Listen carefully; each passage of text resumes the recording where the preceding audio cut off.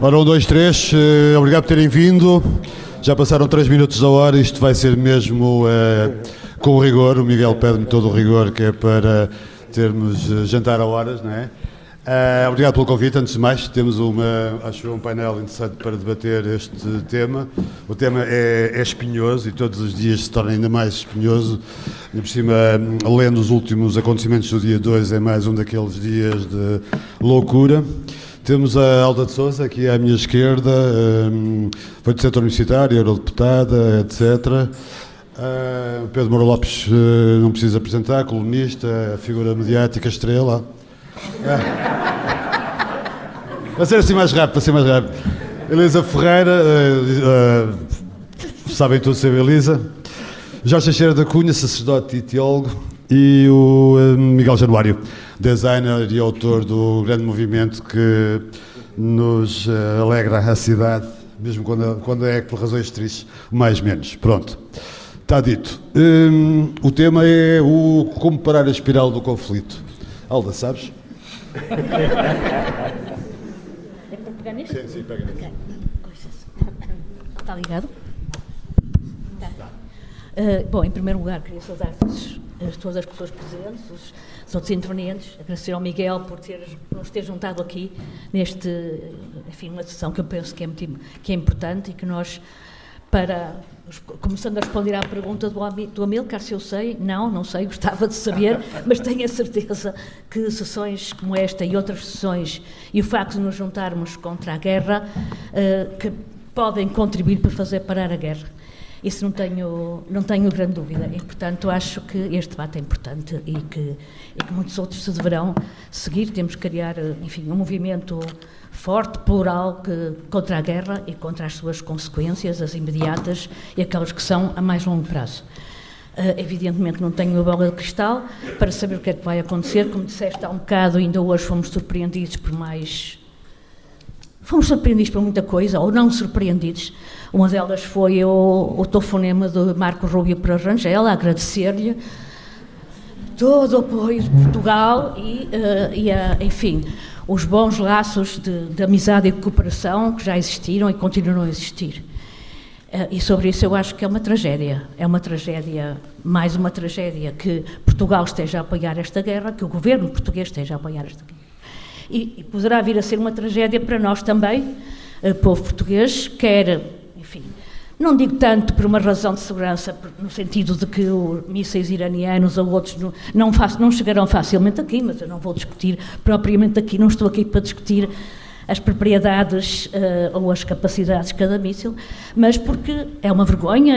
O governo de Montenegro nunca condenou o genocídio em Gaza, nunca condenou as incursões no Líbano, não condenou as anteriores incursões no Irão.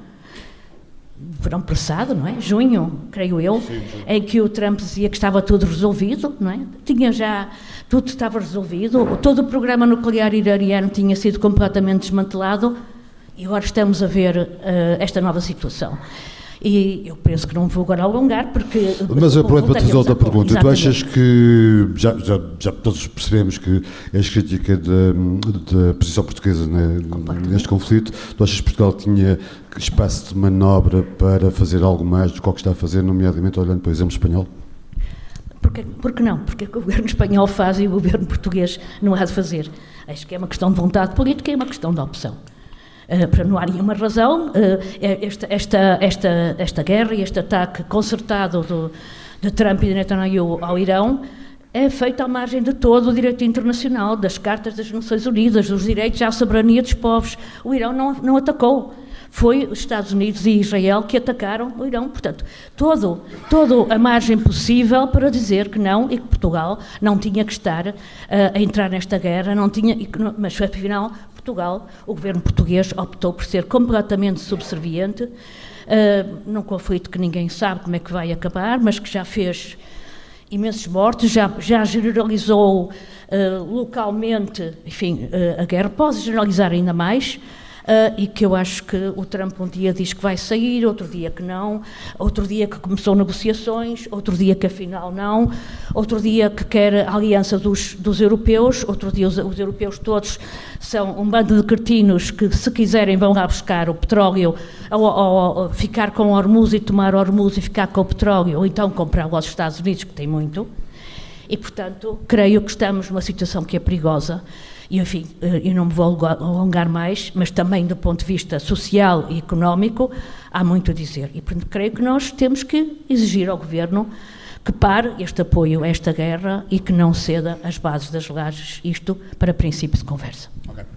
Pedro, parece-me claro que Trump gostaria de sair, porque não sabe muito bem como fazê-lo. Netanyahu, pelo contrário, quer ficar. E a incursão no Líbano quer dizer precisamente isso. Pode haver o risco dos Estados Unidos se irem embora e apesar disso, Israel continuar a aproveitar para... Nada como uma deputada europeia para saber lidar com microfones. Por baixo da mesa e tudo, Extraordinário. É? Ainda dizem que a Europa não funciona. Exato. Bem, resumindo, o Trump pode querer ir embora, mas o Netanyahu pode querer ficar. E a ocupação do Líbano quer dizer um bocadinho isso, portanto esta espiral de guerra pode continuar com outras espirais a seguir, ou não? Pode. Para já, muito obrigado por me terem convidado, é um enorme prazer estar aqui a falar convosco. Ainda bem que me faz essa pergunta, que é sempre o truque para eu dizer alguma coisa antes daquilo que tu me perguntaste. A Alda, e não é crítica nenhuma, calma, disse que os mísseis não chegam aqui. Ou podem não chegar aqui. Eu acho que se eu tenho alguma resposta para como é que se pode parar a espiral do conflito, é exatamente essa. É que nós andamos todos convencidos como comunidade que os mísseis não chegam aqui, e os mísseis chegam mesmo aqui, porque o que nós estamos a perder, e é por isso que a guerra tem esta dimensão, e é por isso é que se calhar estamos a falar dela, é que nós perdemos o sentido de comunidade internacional e perdemos sobretudo a capacidade de empatia em relação aos outros. O que acontece aos palestinianos em Gaza, ou o que acontece aos palestinianos na Cisjordânia, ou o que acontece aos ucranianos no Donbass, acontece-nos a nós.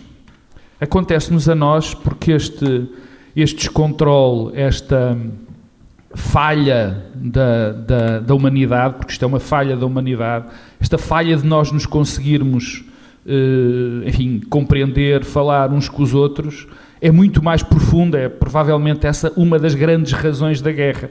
O Trump e o Putin, mas neste caso sobretudo o Trump, é muito mais uma consequência do que uma causa. É aquilo que nós nos estamos a transformar. Por exemplo, há bocado falavas, ou tu ou Alda falavam dos movimentos, de como os cidadãos são importantes nesta altura. É evidente que sim, que nunca foram tão importantes. Eu fiquei muito comovido, por exemplo, com as manifestações que existiram nos Estados Unidos esta semana. Fico muito comovido quando vejo movimentos de cidadãos a manifestar-se.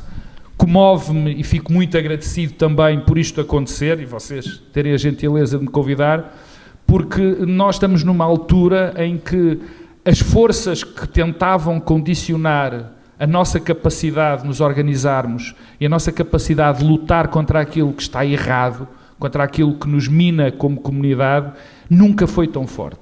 Nunca foi tão forte. A capacidade que os oligarcas têm neste momento não é comparável. O último exemplo, provavelmente, foi a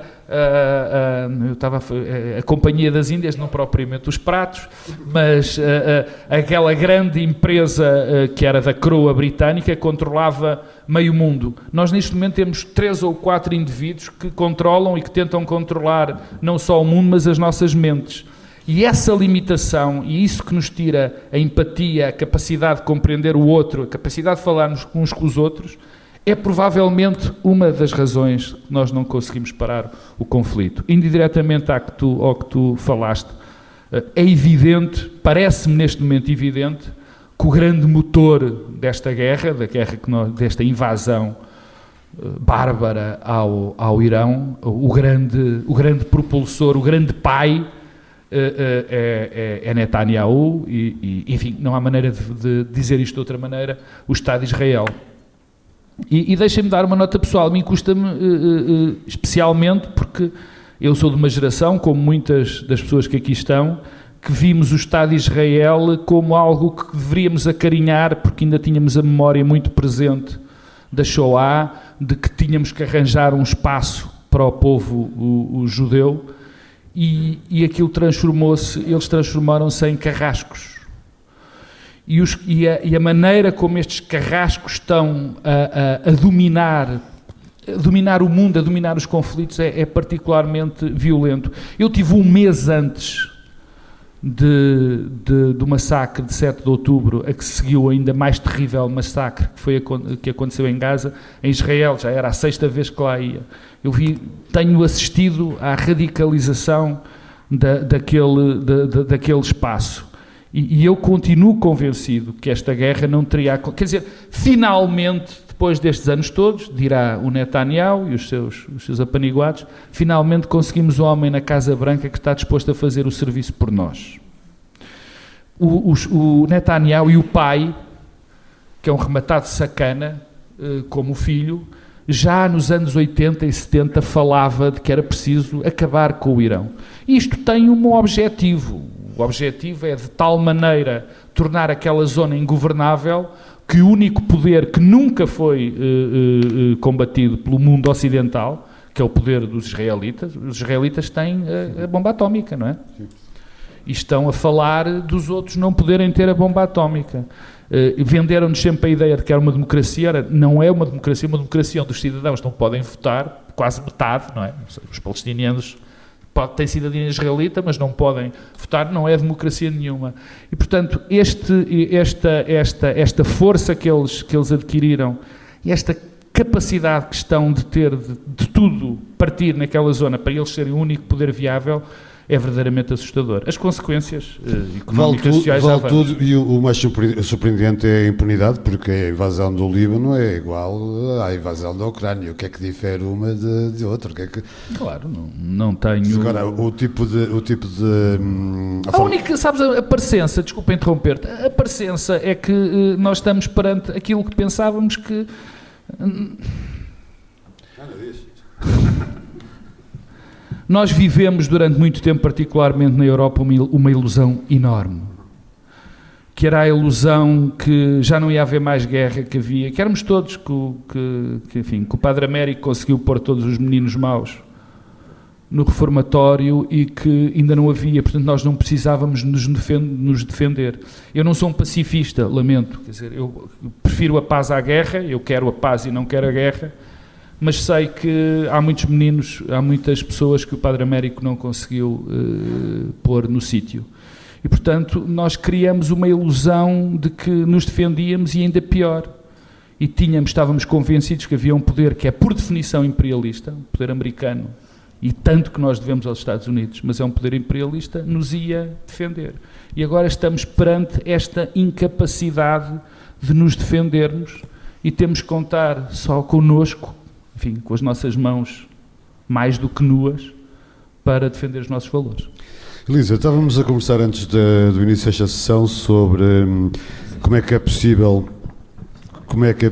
eleger estes senhores, não é? Estes senhores da guerra, que é o antídoto deste mantra, e a Elisa achava que essa é a questão fundamental, porque sem a resolver iremos ter novas espirais a seguir. É isso que eu imagino, que quero dizer. Antes de mais nada, obrigada também por este convite e para já, enfim, para baixar as expectativas, há aqui pessoas que acompanham com muito mais detalhe, digamos, tudo o que está a acontecer em termos de ataques, de armas utilizadas, etc. Agora, o que eu acho, e é por isso que aqui estou, é que de facto faz diferença as pessoas movimentarem-se, as pessoas terem opinião e nós discutirmos uns com os outros porque é que as coisas estão assim, como é que elas devem mudar, porque elas parecem tão fortes, tão globais, tão violentas, que às vezes temos a ilusão de que não podemos fazer nada. acho que podemos, e as duas pessoas que falaram antes de mim já referiram isso, e acho que é importante nós termos opinião e é importante não ficarmos pela superfície das coisas. O Pedro Marques Lopes, em particular, referiu agora mesmo esta ideia de que vivíamos todos numa ilusão de paz. E eu acho que vivíamos nós e vivia o mundo com o qual nós lidávamos mais, que é o mundo ocidental. Nós tínhamos a ideia, e também eu acho que a grande parte dos cidadãos americanos, que depois do trauma horrível que foram aquelas duas guerras, a Primeira Guerra e a Segunda Guerra, que nós tínhamos chegado a uma conclusão e que todos estávamos de acordo. E da derrota do comunismo? Sim, e a partir do momento em que, digamos, cai a União Soviética, acho que houve assim um certo consenso de que aqueles valores que tinham sido restabelecidos, e a União Europeia fez uma grande materialização na prática desses valores de respeito pelos outros, de democracia, de crescimento e desenvolvimento, porque a democracia também tem uma componente económica fortíssima, porque se não houver acesso a determinados bens, à saúde, à educação, não vale a pena ter o direito de votar em quê, para quê? Mas que, portanto, havia aqui um mundo novo e que ficava muito mais sólido depois da luta, digamos, do fim da Guerra Fria e do fim das duas guerras. E de repente nós demos conta de que de facto isso não era assim. E que, pelo contrário, e é isso que eu acho que vale a pena trabalhar um bocadinho, é o que é que aconteceu e quais foram as tendências que de facto permitiram, e eu não tenho a resposta, mas acho que vale a pena discutirmos, que permitiram que, através da globalização, através da tecnologia, que agora está em tudo, está nas cybercoins, nas moedas, digamos, digitais, está na consolidação de grandes poderes dos tais oligarcas, e em que, de facto, os sistemas de regulação internacional deixaram de ser eficazes, porque nós tínhamos também regulação internacional. No fim, tínhamos o Procomércio, tínhamos primeiro o GATT, depois a Organização Mundial de Comércio, nós tínhamos o Banco Mundial, nós tínhamos o Fundo Monetário Internacional, portanto, nós estávamos convencidos que a coisa que estava segura. A dinâmica dos mercados, da globalização, da tecnologia, gerou poderes absolutamente, parece que ninguém os pode controlar. E eles têm muito mais poder do que os próprios Estados conseguem regular, e até chegarem à loucura da agressão bélica, quer no caso da Rússia, quer no caso agora do Trump, Netanyahu, etc. E a questão que eu estava a colocar naquela conversa ali à entrada era um bocado, está bem, mas o que é que leva a que cidadãos normais, digamos, ou considerados normais, informados, a determinada altura elejam gente que eu, enfim, não quero ser acusada de abusar os termos, mas a normalidade de uma liderança, como a liderança, sobretudo de Trump, é muito questionável, e muita imprensa internacional começa já a levantar, a identificar-lhe síndromes e problemas, porque de facto, quer dizer, o desapiedado, o egocentrismo, a falta de respeito por tudo e por todos é demais. Aquilo é de facto demais. Já não digo mesmo quer dizer, mas como é que um agente, aí as eleições que elegeram um agente do KGB para líder, já aí não questiono tanto, porque já não são, nem têm um arremedo de democracia. Mas nas democracias como é que isto acontece? E como é que, num país como Portugal, também, que sempre foi pró-europeísta, pró-democracia, que enfim parecia que já... Como é que se chega a um ponto de começar a votar contra o sistema, digamos... Portanto, há qualquer coisa também para que isto não aconteça e não leve, digamos, a votos desesperados. Acho que também há uma leitura que é importante, que é o que é que leva as pessoas a votarem por desespero. E isso tem a ver com muitos aspectos em que talvez, para além da mobilização cívica, nós possamos refletir um bocadinho mais. Porque a concentração de poder, a falta de perspectivas de vida, e basta ver os votos antissistema, e há uma correlação que é manifesta no caso da Europa, os votos antissistema ocorrem ou em populações que se sentem esquecidas, e se olharmos para Portugal, nós vemos que Portugal provavelmente, eu obviamente tal como a Alda preferia que não tivesse havido um agradecimento de Trump a Portugal, preferia mesmo, mas provavelmente a linha política portuguesa já reflete algumas tendências de apoio. O Orban vai fazendo escola por aí fora e eu espero que no dia 12 haja novidades. Tenho alguma esperança no caso do Orban, não é? No caso da Hungria, mas de facto, este ambiente em que as pessoas votam contra e há sempre protagonistas, oportunistas, que aproveitam os votos contra para chegar ao poder, para não resolver problema nenhum, mas para se encherem de poder como o Trump se encheu, e fazerem o que lhes vier à cabeça, literalmente, com um desamor e uma banalização do mal, que nem a Hannah Arendt, só ela é que descreve com esta banalização. Acho que, de facto, nós também temos de pensar,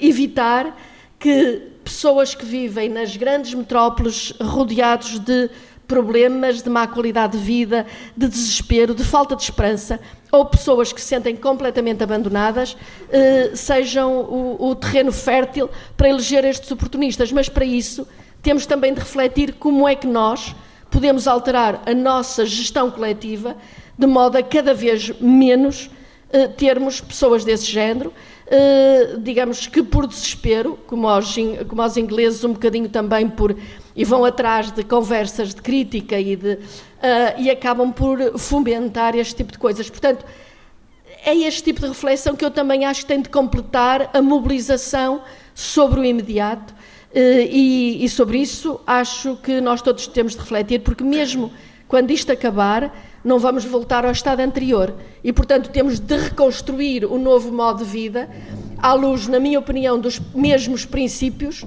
mas aplicados com um bocadinho mais de lições aprendidas neste processo. Jorge Teixeira da Cunha, como é que um sacerdote e um teólogo olha para esta espiral do ser humano? Obrigado, amigo. Quero cumprimentar os membros da mesa, cumprimento o excelentíssimo público, o presidente Miguel Guedes.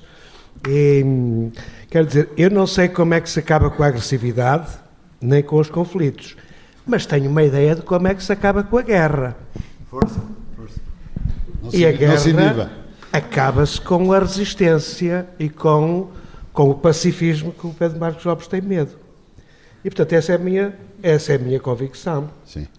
E, portanto, a sociedade é conflitiva, a sociedade nós somos agressivos uns com os outros, mas para podermos pôr fim à guerra, não pode haver soldados, nem pode haver generais. E, portanto, o meu ponto de vista é a defesa não violenta das sociedades, o meu ponto de vista é o desenvolvimento da objeção à guerra. E portanto, esse é também, digo-vos que é o ponto de vista, de certo modo, maioritário da minha disciplina. Não digo que seja da Igreja propriamente, da minha ética social. E, portanto, reparem que isso é uma coisa extremamente implicativa da nossa individualidade, da nossa subjetividade. Eu não vos estou a propor um método facilitador, um método débil. É uma coisa muito implicativa de nós próprios. E, portanto, aquilo onde eu estou neste momento é nesse ponto. A Igreja está aí desde 1917, por aí. Houve um Papa durante a Primeira Guerra Mundial que, com muita coragem, disse de uma vez por todas que o mecanismo ético e jurídico da guerra justa estava completamente desatualizado. Isso foi há 110 anos, praticamente. Sabe? Portanto, nós depois até nos esquecemos disso. E, portanto, disse que a Primeira Guerra que era uma heresia inútil e que era uma barbárie e uma carnificina. E, portanto, que não havia... Foi hostilizado por todos, sobretudo pelas pessoas piedosas da Igreja. É verdade, o Papa Bento XV. E, portanto, do meu ponto de vista, nós temos de desenvolver esses mecanismos, certamente. Eu não acho que nós vamos conseguir isso amanhã. Mas nós vamos ser capazes, se nós tínhamos aqui em Portugal um movimento de objetores que funcionava no tempo que tínhamos a guerra e a mobilização obrigatória, hoje achamos que já não precisávamos do grupo de objetores. Pois eu acho que nós precisamos do grupo de objetores mais do que no passado. Porque a única maneira de retirar o povo iraniano, que é um povo, eu conheço, fui lá, viajei uma vez lá e fiquei impressionado com aquela gente, eles consideram-se proto-europeus, é lá que nasceu as principais coisas da nossa ética, como a liberdade religiosa, como a dignificação da mulher, como o matrimónio personalista, vos garanto, que a Bíblia depois transportou. E, portanto, esse povo precisa ser libertado do Ayatollah, e só por este meio. Os outros também, os do Líbano e os de Israel também precisam, e os da Ucrânia, e os da Rússia, e de tudo. A única maneira de nos livrarmos da guerra é levar as pessoas a não se inscreverem, ou inscreverem-se o menos possível nas forças armadas agressivas. E, portanto, o método, certamente, é um método educativo. Nós precisamos imenso de reforçar a nossa subjetividade, de ser capazes de nos apresentar diante dos outros com a força da palavra sem poder político, sem poder militar, compreende? E, portanto, esse é o caminho que eu defendo aqui. E nesse domínio, acho que o Vaticano poderia ter um papel mais influente, ainda por cima sendo o Papa da nacionalidade que é junto da Casa Branca, para tentar insistir, ou se calhar até por outras palavras, de outra forma, acho que o Papa Francisco, por exemplo, teria tido outra diplomacia mais acutilante num caso como este? Talvez. O Papa Francisco tinha outra, como sabem, não é? Este senhor é um bocadinho mais redondo. É mais o Papa Francisco tinha aquela palavra terrível, não era? De que desmontava esquemas e que deitava edifícios abaixo, não é? Este não tem tanto, e talvez pela sua própria proveniência, mas ele tem tido coragem também. Mas ele situa-se mais no regime da negociação, do apelo, compreendo. Eu venho da academia, eu venho da militância. E, portanto, eu posso dizer o que estou a dizer. Uma pessoa muito mais responsável do que eu na Igreja talvez não o possa dizer, mas que eu acho que a Igreja, o que tem a fazer principalmente é preparar as pessoas, apelar às pessoas, iniciar as pessoas ao método da não-violência ativa. Isso, desculpem, é a minha opinião, e tenho refletido alguma coisa sobre ela nos últimos anos, e, portanto, sei a dificuldade disso, sei a coragem que é necessária para isso. É muito mais necessária a coragem para isso do que para se inscrever no Exército. Porque aí a nossa vida fica muito mais exposta do que... portanto, eu tenho de me preparar para morrer em vez de me preparar para matar. A diferença é essa, não é? E, portanto, essa é, desculpem-me, é um pouco a brutalidade da solução, mas eu acho que isso é muito necessário que alguém também diga isso num painel destes. E, portanto, fico ao dispor de desenvolvermos isso. Miguel, qual é que é a solução? O ativismo pode fazer algo muito por uma questão como esta, que é uma questão que destas são talvez as vítimas perfeitas, porque se um parlamento árabe ou muçulmano festejasse com champanhe a aprovação da pena de morte exclusivamente para detidos judeus, que aí é o karma, trindade e tudo mais, não é? Viva, muito obrigado, antes de mais, pelo convite, obrigado por estar aqui. Bem, antes de mais um disclaimer, portanto, eu não sou historiador, não sou politólogo, nem ciência política, sou artista, portanto, também tenho uma visão sobre aquilo que está a acontecer e sobre estes acontecimentos recentes, que na verdade, eu acho que a ilusão que estamos a viver é que aquilo que está a acontecer agora é novo, e não é. Porque devido que esteja aqui alguém, ou poucas pessoas estarão aqui nascidas durante a Segunda Guerra Mundial, mas a verdade é que desde o fim da Segunda Guerra Mundial até hoje, que o que temos assistido é um incumprimento daquilo que é a Carta das Nações Unidas, portanto regras que se estabeleceram que nunca foram cumpridas. Basta olhar para o portfólio dos Estados Unidos ao longo destas décadas todas e ver também que nós, europeus, se vivemos numa ilusão, foi na ilusão de não ver que participamos de forma indireta ou direta em todas essas guerras durante estas últimas décadas. E as guerras não são, nem todas as guerras são militares, muitas das guerras foram travadas cá dentro, na própria Europa, contra pessoas mais desfavorecidas. Portanto, portanto, a resposta, antes de avançar para a questão do ativismo, a meu ver, passa por desmontar narrativas, acima de tudo. Desmontar e combatê-las também, mas acima de tudo desmontá-las. E isto é uma delas, ou seja, não é viver de que aquilo que estamos é pensar que aquilo que estamos a viver agora é algo novo. Pode ser um bocadinho mais alucinado, se calhar. Se calhar uma espécie de sociedade de espetáculo em modo turbo que estamos a viver agora. Porque se pensarmos para trás, estas questões da forma como a propaganda nos foi criando estas ilusões ao longo dos anos, fosse através do cinema, fosse com Winds of Change dos Scorpions, ou com o We Are the World, We Are the People, tipo, esta questão de criar confusão às pessoas e de nos fazer de forma mais ou menos jingoísta a apelar a guerras com toda a dualidade que muitas delas têm, ou seja, umas apoiamos porque são boas, outras não apoiamos porque não são. Isto sempre existiu. E o que estamos a assistir aqui é mais uma vez isso. No caso, nesta altura temos o Trump, portanto, que é um novo CEO dos Estados Unidos, e que, sim, com o apoio de Israel, ou vice-versa, ou Israel com o apoio do Trump, criou mais uma guerra. O ativismo, na verdade, se formos a pensar... e antes de avançar, peço desculpa, porque... mais uma questão das dualidades desse sistema em que vivemos é as narrativas que se criam, voltando mais uma vez à narrativa.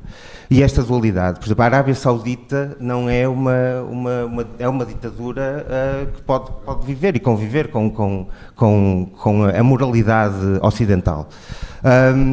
Portanto, acho que o caminho é por aí. No ativismo, por vezes, isso também é difícil de desmontar, ou seja, porque o que se vai assistindo é que muitas vezes somos vítimas também dessa construção, ou seja, acabamos por estar a servir aquilo que inicialmente nos propomos criticar, ou seja, isso vê-se nos exemplos que já dei. E é muito simples porque as fontes de informação são as mesmas, as fontes de informação são manipuladas, são controladas, aquilo que nos chega são muitas vezes, volta à palavra, é essa precisa narrativa que achamos que estamos a combater, mas que estamos a alimentar. Eu dou um exemplo de ter visto vários artistas recentemente a protestar, e bem, contra a questão do Irão, mas que na verdade estão a servir uma possível mudança de regime que não vai mudar nada para os iranianos, de certeza, vai mudar sim para esta matriz ocidental alguém com quem nós podemos negociar. Portanto, isso é apenas a diferença. Portanto, muitas vezes o ativismo cavalga nessa narrativa que lá está, mais uma vez, como comecei, que é preciso desmontar. Penso que ainda tenho mais o tempo para mais uma ronda, tenho 20 minutos. Agora pedir respostas um bocadinho mais curtas. Falaste do caso português e como é que tu olhas para a Europa neste processo todo? Sentes-te representada por estas instituições europeias quando vês o papel que a Europa desempenha nesta quantidade, nesta espiral de conflitos? Não me sinto representada de maneira nenhuma. E creio que, em concreto, desculpa só, antes de responder diretamente a isso, há uma coisa que eu gostava só de dizer em relação ao que o Miguel Januário disse e ao que a Elisa disseram, que é, o Miguel Januário disse, eu estou bastante de acordo, que o que vivemos não é novo, ou seja, não é completamente novo, embora seja um patamar diferente. Um patamar, enfim, um patamar mais elevado no horror, no desrespeito pelas vidas humanas e de que Trump, evidentemente, e Netanyahu são dois expoentes.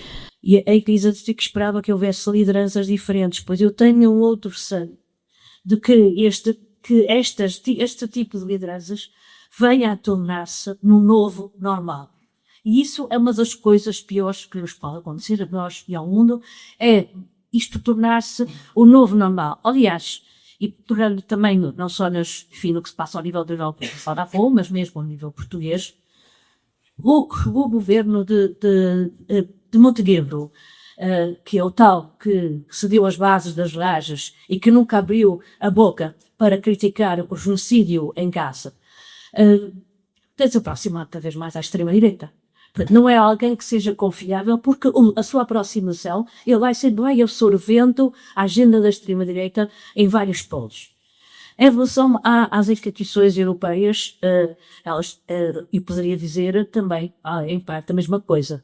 Em relação ao genocídio em Gaza, foram silenciosas. Gaza, creio eu, esse é o meu ponto de vista, marca um ponto na história da humanidade e na nossa história coletiva. É um ponto, é uma linha vermelha e marcou completamente.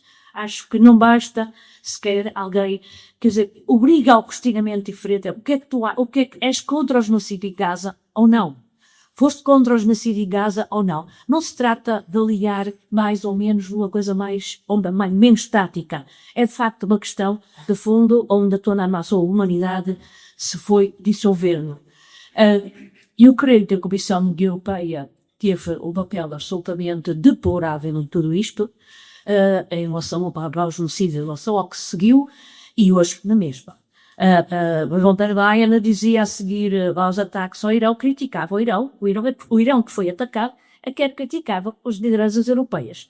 E que estavam, portanto, que achavam que era muito importante vir a haver uma mudança do regime, mas com certeza creio que ninguém aqui estará propriamente a defender o regime dos ayatollahs no Irão, mas não é, em primeiro lugar, não é de fora que se impõe a democracia e a salvaguardar, evidentemente que as soluções que a Comissão Europeia e que a maior parte dos governantes europeus também poderão propor são aquelas que venham interessar a continuar a bons negócios. Já foi assim no passado com o Irão, já foi assim.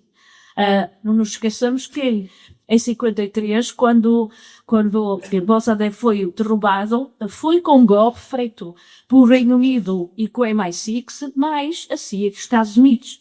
Porque era ótimo poder pôr lá outra vez um chá e derrubar alguém que tinha uma agenda progressista e secular.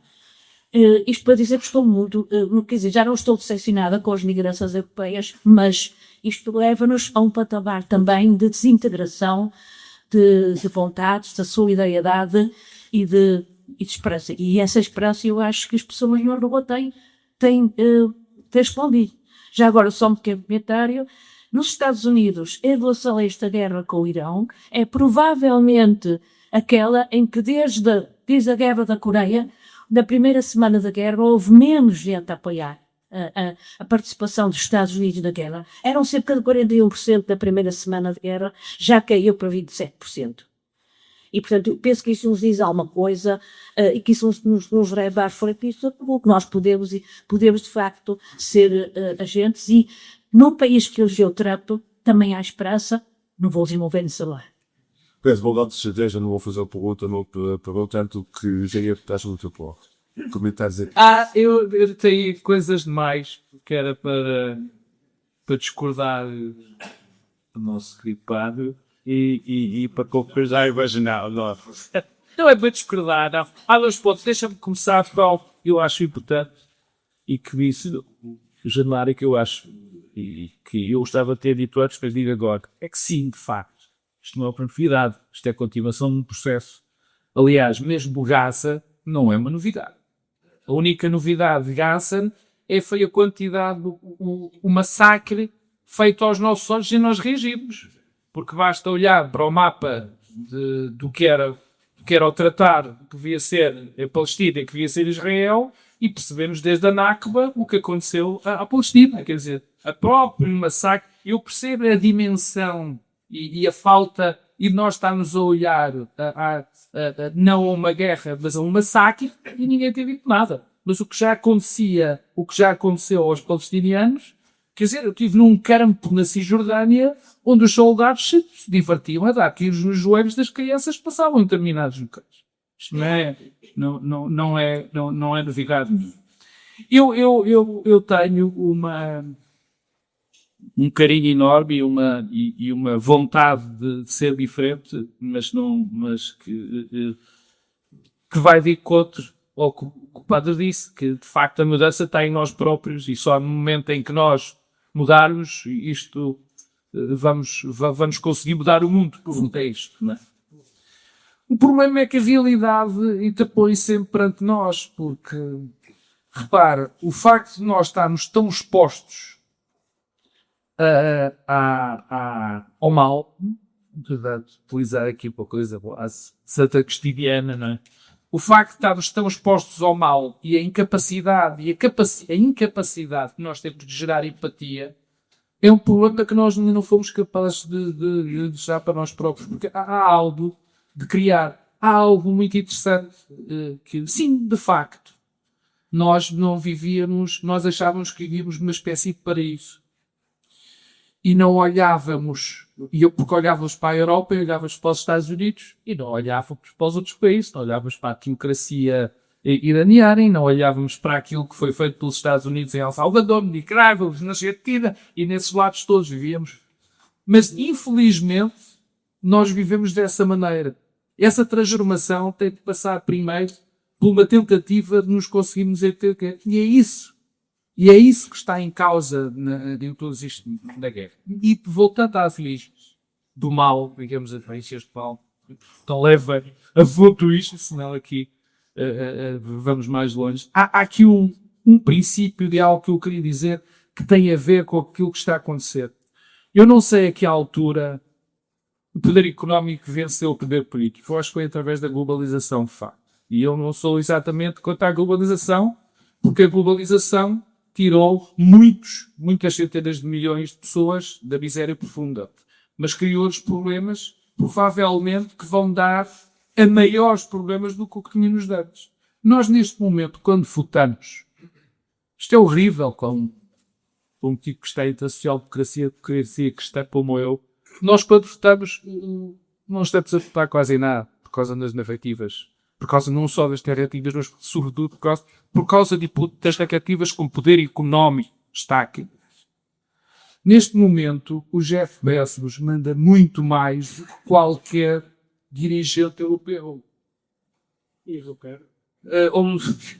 E posso dizer outros. Quer dizer, e esta incapacidade de nós, era o Burke, pensador conservador irlandês, que dizia que a democracia só funcionava em sítios pequenos. E o que nós fizemos com a globalização foi transformar isto num sítio que é regido, porque as narrativas são feitas por pessoas que se criam processos económicos e sociais que nós não conseguimos dominar e que não temos rigorosamente capacidade de os dominar. Porque essas próprias narrativas deram origem a que nós estejamos convencidos de coisas, e eu acabo com isto, de que não são exatamente verdade. Isso. São, caso costuês. E não vou falar do Gel, nem da vergonha que Portugal está a fazer este processo. Ao deixar isso, não me interessa. Os últimos 12 anos, 10 anos, 10, 12 anos para Portugal, foram bons. Foram bons. Podiam ser melhores, claro, podiam ser muitíssimo melhores. Muitíssimo melhores, mas foram. Mas aquilo que se instalou foi, através das narrativas que foram criadas por pessoas que têm um acesso às nossas mentes terríveis, que as redes sociais, através da extrema-direita, conseguiu condicionar completamente, porque nunca houve, em poucos períodos da nossa vida, só depois do 25 de Abril e até meados dos anos 80, houve tantas progressão. E olhamos e vimos que as pessoas estão revoltadas. Quando, em alturas de conquistas até menores, estavam agradecidas e acreditavam mais na democracia. Isto é um paradoxo que eu não consigo resolver senão através daquelas pessoas, da explicação de que há pessoas que, através do poder económico, conseguem estar a controlar tudo e depois, claro, nós sentimos impotentes, porque o nosso voto, no fundo, depois não dá em nada. Vou gostar de ver a Europa, porque já sei, não sei se é o Luís é finalista, mas vou gostar do FIS. O que é que ele acha sobre... Vou aproveitar essa deixa e dizer, eu acho que fizeram ir para a Europa e para o papel. Não, eis, nessa década, está por dentro de toda a estrutura de Bruxelas, ele revê-se nesta comissão atual, nas atuais instituições e na forma como a Europa se subjeta ao mundo e está nos principais conflitos que tem constituídos. Vamos lá ver. Eu não vou responder sim ou não. Há coisas que esta Comissão tem feito que eu acho profundamente erradas. Aliás, tivemos oportunidade mesmo, no Comissário, de dizer à Presidente que não, enfim, criticar abertamente o facto dela ter tido o Israel quando começou a invasão de Gaza foi altamente negativo. É evidente que aí há, na minha opinião, conseguiu separar aquilo que era o seu lado alemão, porque os alemães têm, como é óbvio, um complexo enorme relativamente a Israel. E não concordo. Agora, não se peça daquele animal que é a Comissão Europeia mais do que aquilo que os Estados e os cidadãos entregaram para ser tratado ao nível da Comissão Europeia. Porque há muitas outras coisas, é que de facto a Comissão não é um Estado federal. A Comissão não tem competências que dependem dos Estados-membros na política internacional. Não tinha, quando foi o Covid, não tinha nem tem competências robustas em matéria de saúde, porque os Estados-membros quiseram manter para si próprios essa matéria e, no entanto, naquela altura tivemos de tomar uma decisão assim, passava além do mandato que tínhamos, com os riscos todos de vir a ter problemas com o tribunal, etc.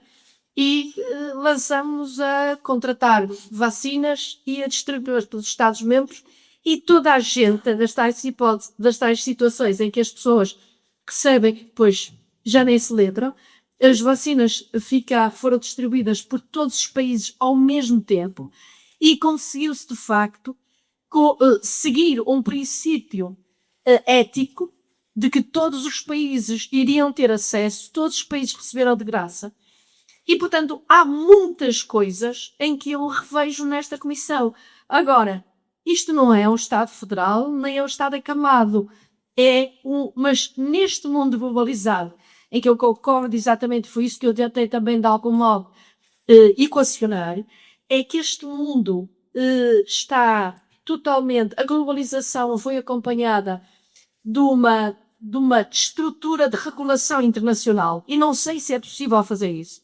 Não sei se é possível. No passado foi, porque, digamos, o lado ocidental, chamemos assim, os Estados Unidos, o Japão e a Europa controlavam o comércio internacional e o poder multinacional. Neste momento não controlam e, portanto, não há regulação.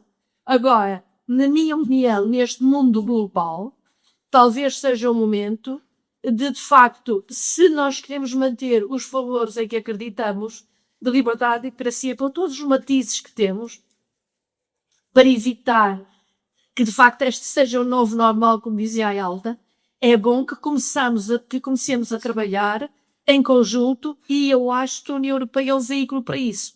Porque, de facto, no xadrez internacional, eu não vejo uma espécie de utopia, mas uma utopia que resultou, tanto que há todos os países, eu falava a determinada altura com uma vice-primeira-ministra ucraniana, e ela dizia: não imaginas a importância que tem para nós esta esperança de nós nos juntarmos à União Europeia. Essa é a luz no fundo do túnel e esse é um dos fatores fundamentais para nos fazer lutar contra o invasor. Porque se nós não tivéssemos um destino, um objetivo, nós não tínhamos coragem suficiente.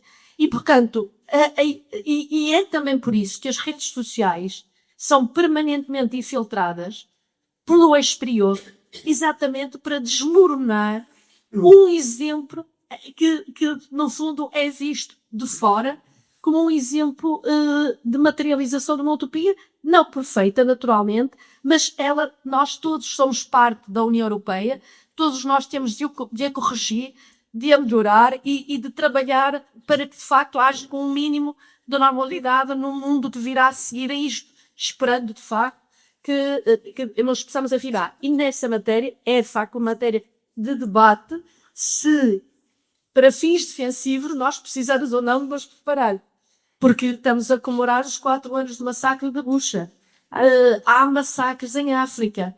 Há massacres e nem sempre esses massacres, digamos, claro que é preciso ter uma estrutura moral e ética de outro calibre, mas, quer dizer, essas pessoas todas que morreram e que foram martirizadas, de facto, a memória delas valeu a pena.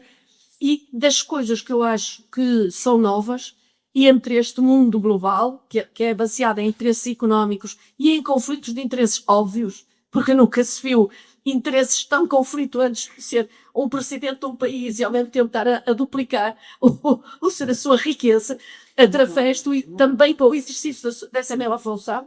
Quer dizer, isto atingiu o limiar tão excessivo que eu espero que haja esperança para uma nova ordem internacional. Mas continuo a acreditar que neste mundo, talvez, digamos, a Europa tenha um papel muito maior do que aquele que nós lhe estamos a atribuir neste momento, mas temos de trabalhar por dentro para esse fim. Só para terminar, uma ideia, um exemplo, porque quando nós, com os fundos estruturais, também permitimos a reprogramação desses fundos para os países acudirem às refugiados, basicamente eram mulheres, crianças e bebês da Ucrânia, que vieram fugir da invasão russa. Reprogramando-se e apoiamos as municipalidades ou as ONGs ou quem os acolhia, porque eles também não queriam dinheiro para acolher aquelas pessoas todas e na altura chegaram a vir 11 milhões de refugiados, ou 14,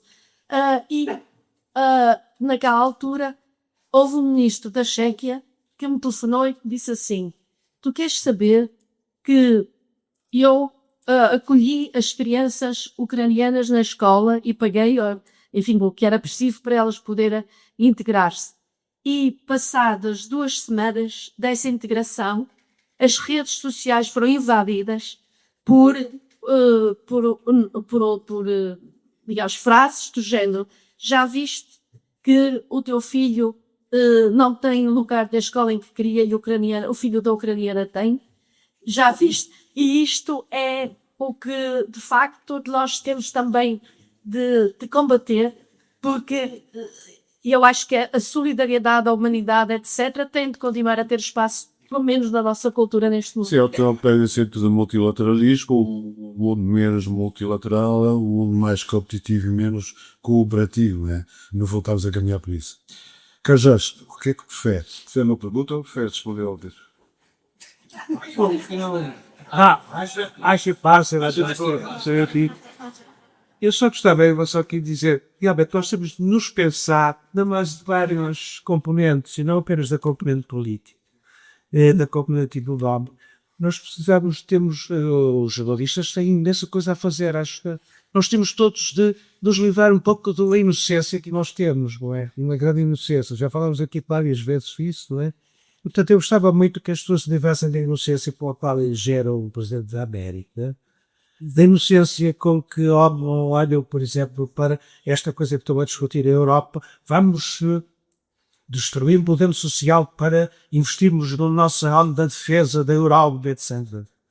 Vamos discutir isso. Isso discute-se com a educação, com este mundo ético do Eldeveio, não é? Portanto, vamos discutir as coisas e vamos investir em nós, em primeiro lugar. Vamos investir no sistema educativo, tem uma educação moral sólida, não tem. Portanto, vamos discutir os fundamentos da nossa vida associada, que eu acho. E, portanto, quando nós discutimos esses fundamentos, quando nós fizermos alguma coisa pela instalação dos europeus no seu europeísmo, nas suas convicções, qualquer coisa, porque ele deu esta coisa. Realmente nós não podemos iludir os ucranianos, mas eu acho que ninguém nos quer dentro da União, por favor. Nós somos todos hipócritas nisso, é? Pelo menos lá de olho económico, digo eu, vejo-se claro a coisa, não é? Porque o Brasil são planícies e planícies de cereais, grãos, coberta, é? Por favor, portanto, nós precisamos nos livrar da inocência, precisamos, olha, de recuperar a nossa história. Esta história do Pacífico que eles falam é uma história antiga também. Sempre houve uma corrente subterrânea que apelou desde os estoicos até, digamos, aos grupos minoritários que houve na sociedade. Sempre houve esta corrente que é praticamente hoje desconhecida. Portanto, a grande massa e a grande corrente hoje que domina a nossa cultura não tem uma cabedura para esse tipo de coisa. Eu tenho a minha noção perfeita de preconceito, mas contudo é para dar certo. Tens a ver aqui, se fizer um comentário? Ok. Nós vamos ser quatro dela e depois se todos os perguntas. Sei se está. Você pode. Não, era só um pequeno à parte só desta questão da Ucrânia. Este discurso era o discurso que fazia sobre Portugal e Espanha quando aderiram. Os franceses achavam que os espanhóis os iam completamente invadir com produtos agrícolas. E, no entanto, mais uma vez, foi a política que se sobrepôs à economia. Portanto, a questão de se nós sermos súbditos da economia é que nos está a levar a esta situação. A Ucrânia precisa, e queria só fazer outra coisa.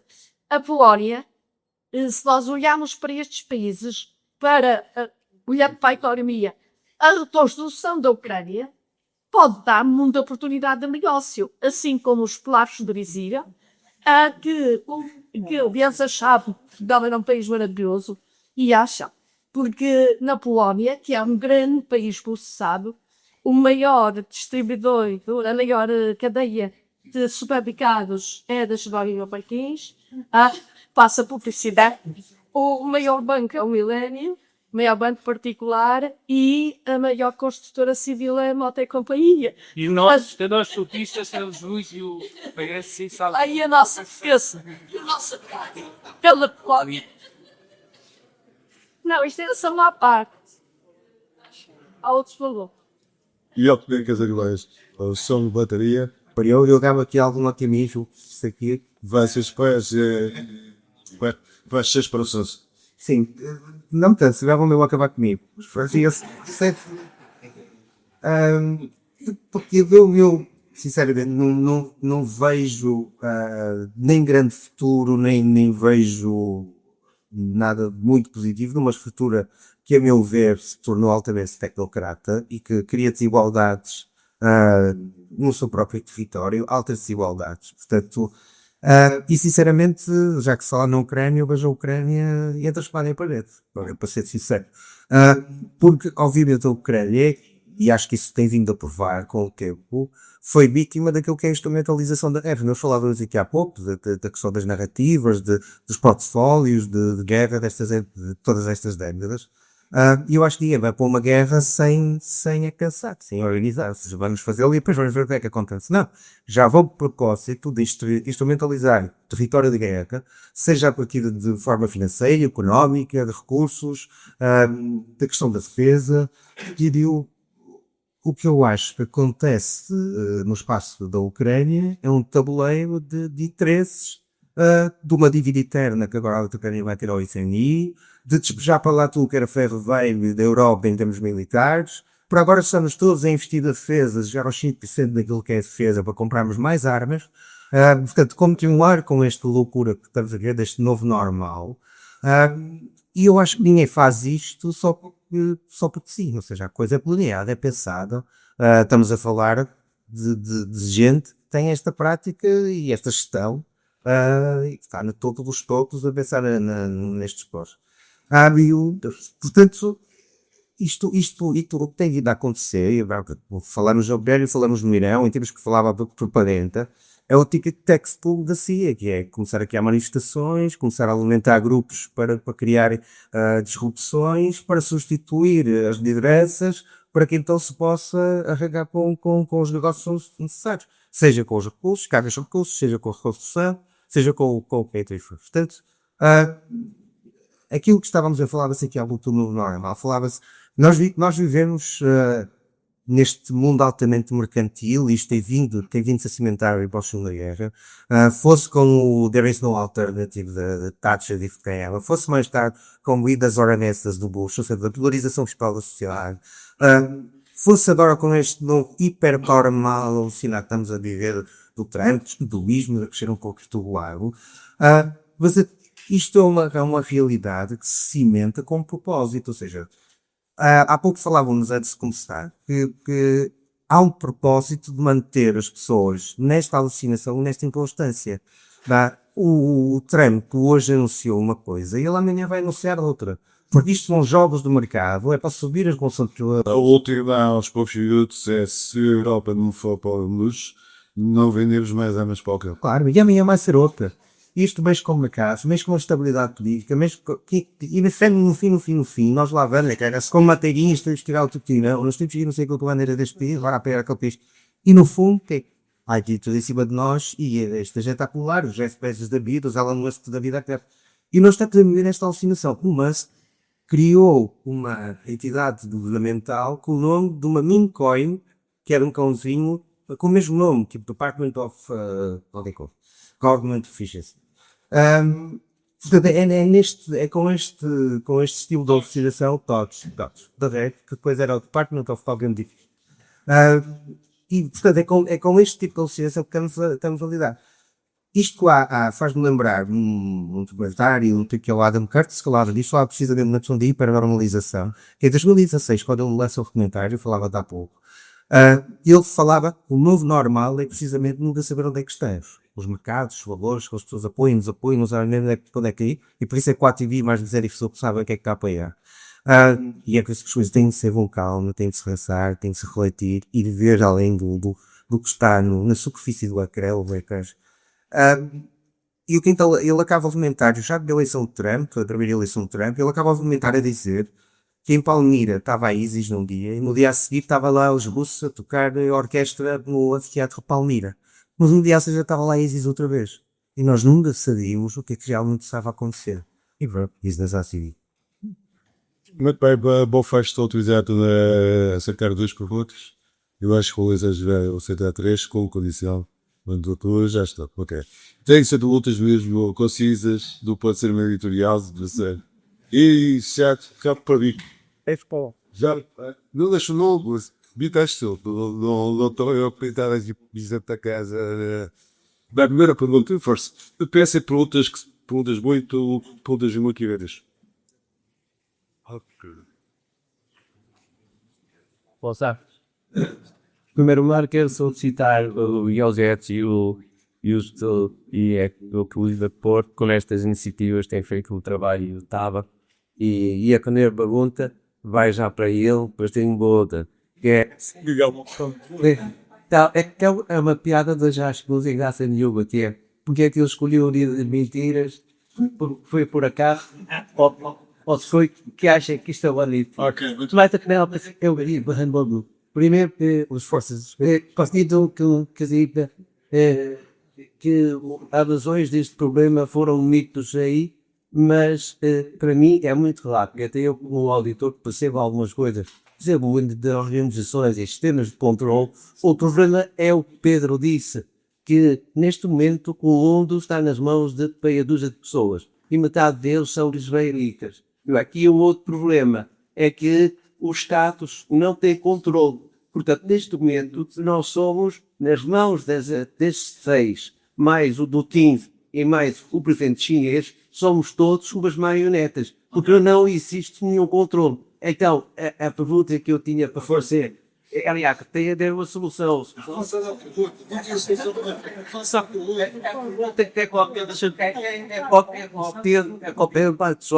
Ele disse, espantou-se, porque os israelitas foram massacrados, não é?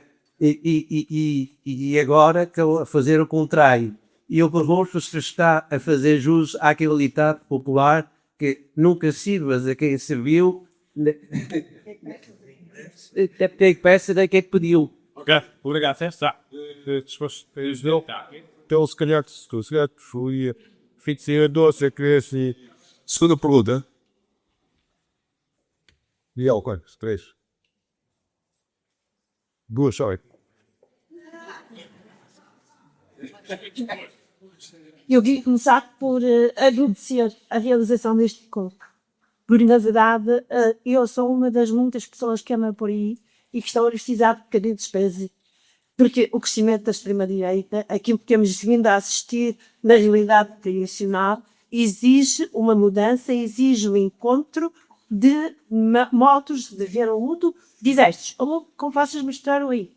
E esses modos de ver o mundo diversos têm uma componente, têm uma raiz, essa raiz comum é esta recusa de sentar que a guerra nos possa pôr todos em causa e pôr todos em risco, ao mesmo tempo que as multinacionais do petróleo, como soubemos recentemente, tiveram lucros absolutamente fabulosos. absolutamente extraordinários e beneficiam desta guerra.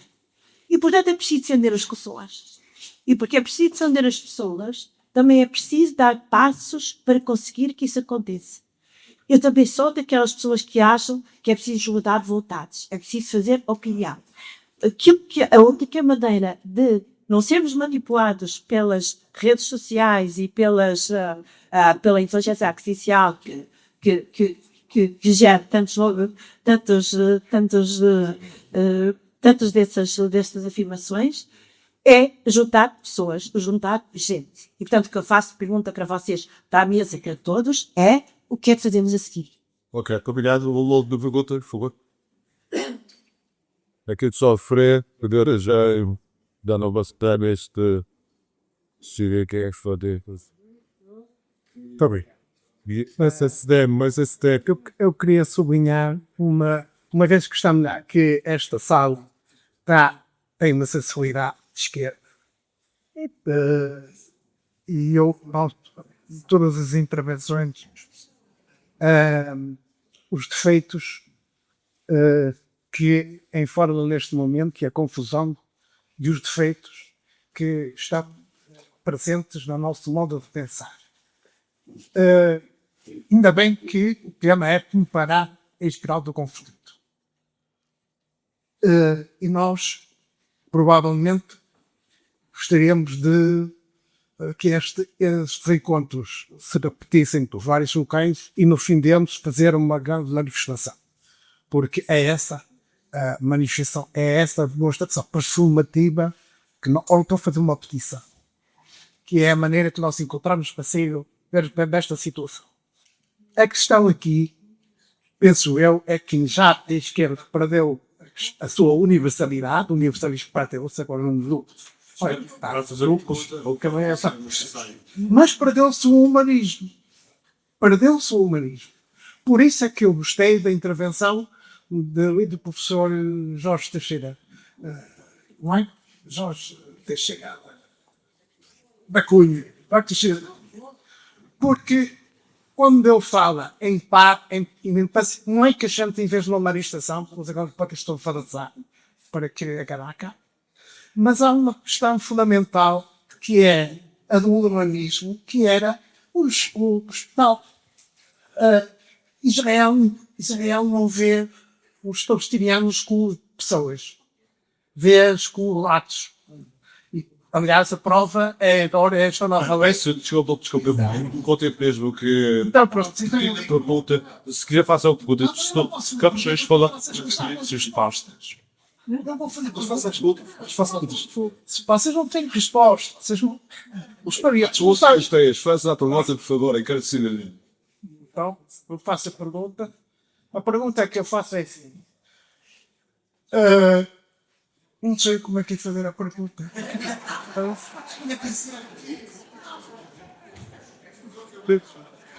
Sim.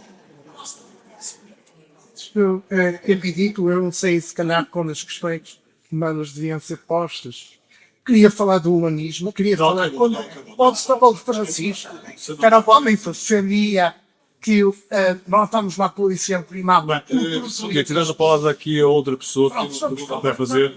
Então, pronto, resumido, somos contra a guerra e queremos que a guerra. Sim. Cá força. Entendeste? São sempre era a propósito do golpe de Estado. Foi o que levou Mossadegh em 53.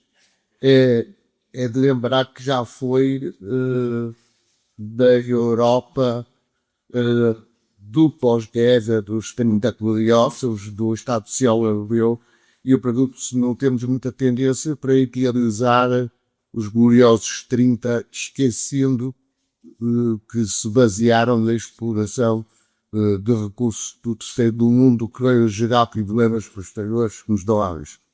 A primeira questão é esta. A segunda tem a ver com os 5% de investimento de meios militares da Europa. Eu digo, vários comentadores, especialistas, que a Europa tem recursos comunitários em termos humanos e de armas e globais aos duffers. Do sim, não sou todo. Sim, não sou todo, sim. Qual é que queres responder? É esta, sim. Tu já tens uma. Até pela história. Para alguma das questões. Tudo bem? Ok, então se calhar fazia uma. Faço uma nova ronda, ok, mas tem que ser uma coisa de momento. Força.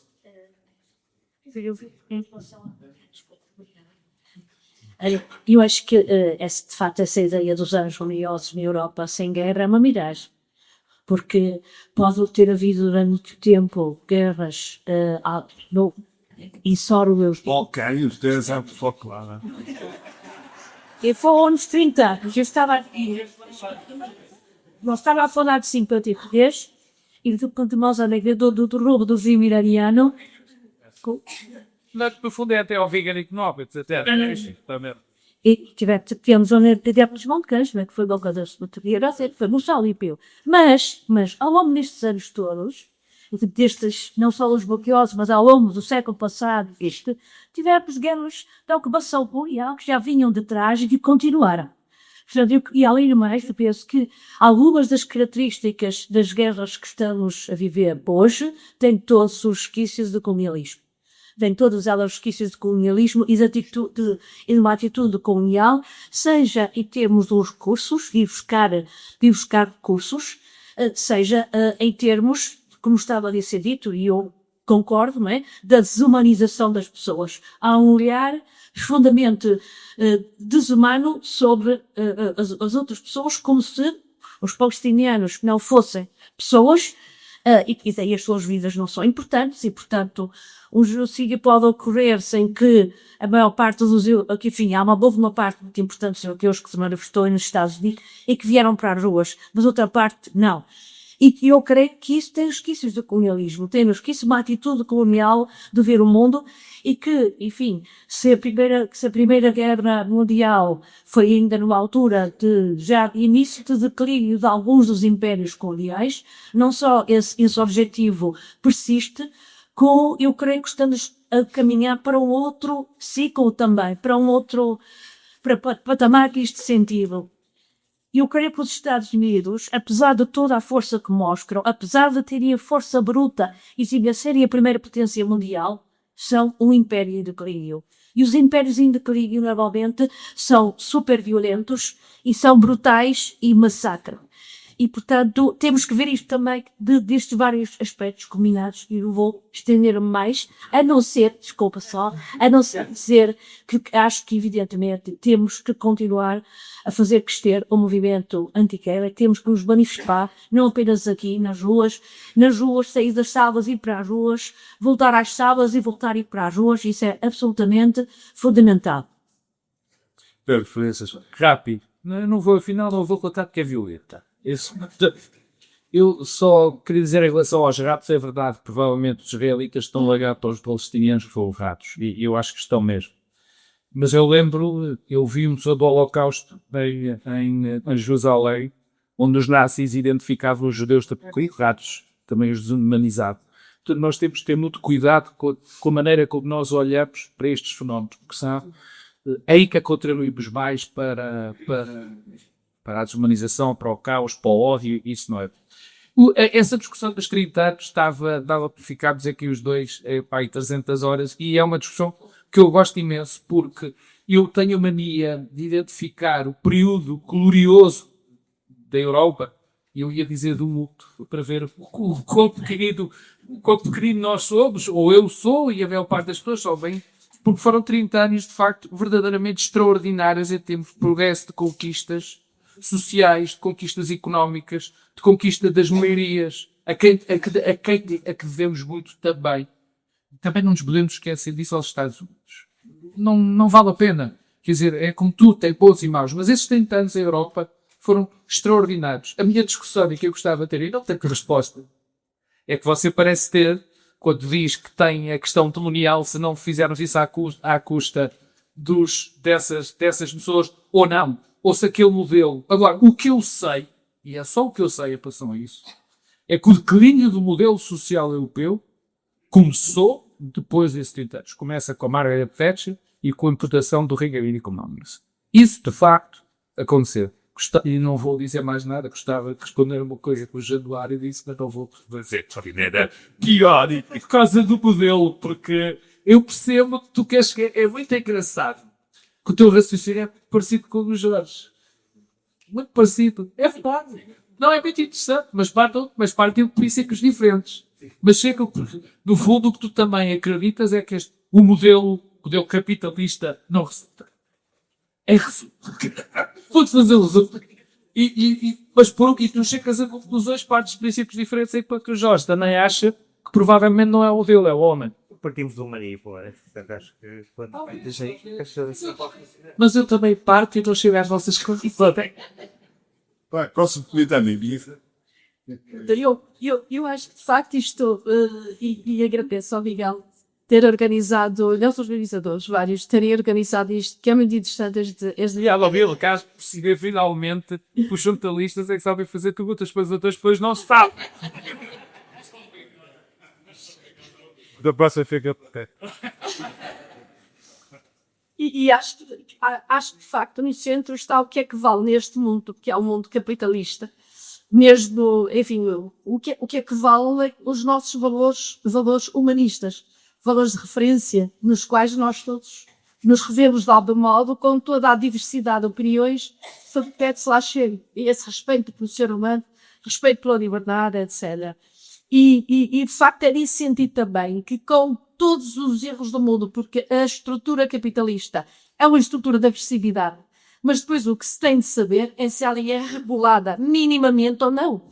Se nós politicamente e através das instituições conseguimos controlar os lados mais abjetos desta estrutura. E aqueles 30 anos parece que exato, é igual. Pronto.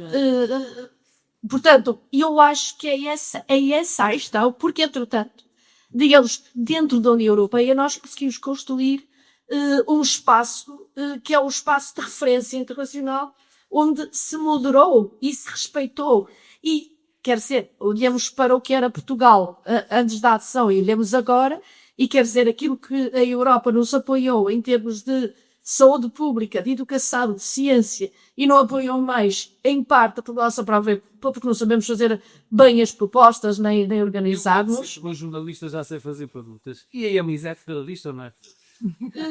Temos que conversar sobre isso, mas sou mais. Não, quer dizer, é uma pergunta um bocadinho fora do contexto sobre a minha opinião, mas eu encaminho-me para o federalismo, porque acho que a Europa tem de se afirmar e tem de se consolidar. Mas não é uma resposta de sim ou não, porque tudo depende das condições em que se faz. Agora, Tem o contexto, imaginar um contexto que vai ser. Agora, não sei se há partições. Não vamos. Federalismo europeu. Não vamos precipitar-nos nessa discussão, sem tempo, acho que não. Aliás, tem de saber se temos condições para ter uma Europa alargada, se é uma Europa com um núcleo central e depois, enfim, tudo isso é uma grande discussão. Agora, dito isto, acho que de facto a Europa é ainda o espaço de referência, até porque dentro de um ambiente capitalista, a Europa acabou por ser a combinação entre o centro-esquerda e o centro-direita o centro-direita, e o ponto de convergência foi exatamente a tradição judaico-cristã. Agora, isto, num ambiente capitalista, há sempre coisas que correm mal, que não funcionam, etc. Dito isto, criticar o estudo sem termos um modelo de referência, que a mim também me faz um bocado de impressão. Se não é um modelo melhorado e europeísta, então é que modelo? Porque eu entendo os comentários que se vão fazendo, e o de Miguel, etc. Mas então, está tudo mal. E então, como é que nós nos posicionamos? Estamos contra. E estamos a contra de tudo. O que é que nós, no fim das vossas críticas todas, o que é que fica? Não, acho que o quadro podia continuar a cair. Mas se tivesse uma parte do quadro. Daquilo que eu conheço, aquilo que mais próximo esteve do ideal, que nós todos, acho que eu partilhamos pelo lado humanista, até foi ou está a ser o espaço da União Europeia. Agora, tem muitos erros, não funciona bem em tudo, mas está de sacolos do quilo. E é isso, para mim, boa. Jorge, eu vou ao book da objeção de processo. Eu lembro de ter feito cursos das anos de governo para o Luís Sola, movimentos de objetores estavam muito próximos da igreja mais progressista. Não sei, eu tinha feito small, o serviço militar obrigatório aqui, está solenemente. Era possível que a igreja persiga esse ideal que a Isa dava a falar, algo de guerra, quando as guerras, isso é mais Com isto do jeito, o livro de objetos, eu insisto, formalmente, e pode saber tal e se pode funcionar. para outra coisa, para a objeção de consciência à guerra, de partidos de massas de Sim, que é para dizer, sim, porque está escrito da Constituição da Fonte do Cristianismo a preferência dele não dizer para as regiões motivos. Nós não aturar-nos pelos conflitos que existem e que a proximidade da polícia imediata. Já estou a ser forte. O problema não é nós confiamos na guerra como a resolução dos conflitos. Essa é a pergunta. Eu creio que nós deveríamos não confiar na guerra, pelo menos só na guerra, para a resolução dos conflitos. Portanto, evitar a guerra de todos os modos. Isso é que é para isso que diria o de objetores, ou vários mais outros objetores, e a discussão propriamente científica e cultural e ética dos bases de resolver a questão da certificado. E ao parte, não sei se tens algum outros pós-ditos, esqueci. Eu já tive várias e quis. Está a dizer, queres responder ao Sim, aproveito para responder também aqui à questão levantada da colar de Ladies, é que existem outros filosofias. E nem por acaso estamos a celebrar os 50 anos da nossa Constituição. Portanto, se a Europa nos dá alguma coisa, não nos deu nada de graça, não nos deu nada de graça, deu-nos a nossa Constituição. Há um caminho diferente, há um caminho diferente da exploração, há um caminho que parte do humanismo, que parte da igualdade e que parte das estruturas europeias, um terceiro de não serem nem vassalos nem cobardes em relação a estes princípios, que é o que acontece. Nós somos cúmplices e podemos falar e podemos vir mais tarde com o variável tipo governo de criticar a postura de Israel em relação ao genocídio em Gaza, que já falou de várias vezes. Em relação àquilo que são construções que procuramos de sociedade. Mas a verdade é que aquilo que estamos a errar é uma sociedade cada vez mais desigual. E isso tem-se provado. Mesmo em relação à questão da Europa, Portugal estamos cheio de ruído, assim, sombras de aos copos cabos há 50 anos atrás. Mal era, mal era. Mas a verdade é que Portugal tem-se tornado a Flórida da Europa, tem-se tornado um custo de vida incomputável para a maioria das pessoas. Em termos de habitação, é praticamente impossível. Um direito básico das pessoas que é ter uma casa, tem-se tornado algo completamente impossível. Portanto, é culpa deles. Não quer dizer que a culpa é da Europa, não estar a não falar de outro modelo possível. Há outro modelo possível, que não seja um modelo de uma Europa que tem Banco Central Europeu que regula a taxa em relação a são os empréstimos e que mantém as pessoas sem sensibilidade de ter uma vida digna e terem uma vida eficiente. Não é Banco Central Europeu, mas são estruturas que são baseadas precisamente simulando numa lógica capitalista. Há outra forma de pensar a fila, há outro que é muito possível. Portanto, esse caminho existe. Esse caminho, se essas lógicas existem, e têm sido postas de lado e não têm sido acompanhadas, mas ninguém ainda acredita nessa figura.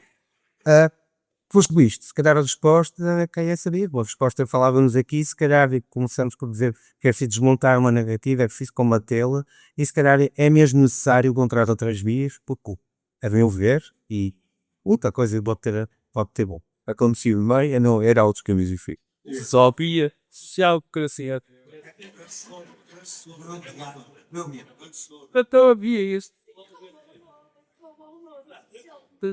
Bem, muito obrigado à mesa, muito obrigado à plateia, filhos da cena, espero podcast.